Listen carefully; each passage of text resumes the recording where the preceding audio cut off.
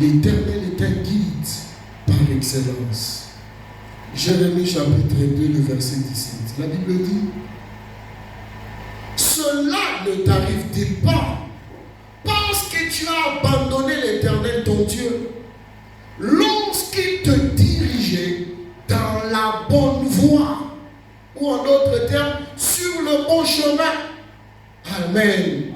Quand tu choisis Dieu pour guide, il te dirige vers le bon chemin. Mais vous allez entendre le prophète se plaindre disant que tu as abandonné l'Éternel. Amen. Amen, amen. C'est ce que nous faisons. Combien de fois nous n'avons pas laissé l'Éternel et nous avons fait des choses comme nous voulons. Amen. Que Dieu te conduise vers la bonne voie. Que notre Dieu nous conduise vers la bonne voie. Exode chapitre 15, le verset 13. Exode chapitre 15, le verset 13. La Bible dit, par ta miséricorde, ça revient encore, tu as conduit ton peuple, tu as délivré ce peuple. Le chemin sur lequel Dieu te place est toujours un chemin vers la délivrance. Gloire à Jésus. C'est-à-dire, Dieu ne te mettra pas sur un chemin où tu seras accablé, opprimé, non.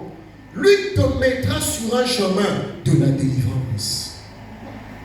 Quand tu te laisses diriger par le Seigneur, sache qu'il t'amène vers un chemin de la délivrance.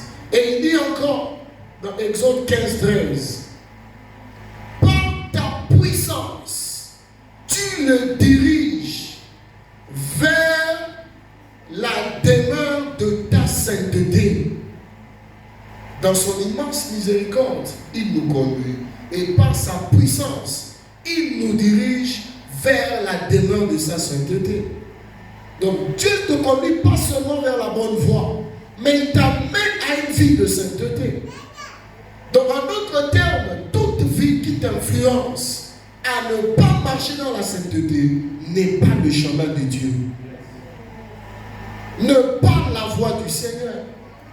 C'est facile même de discerner. Amen. Gloire à Jésus. Alors un autre point.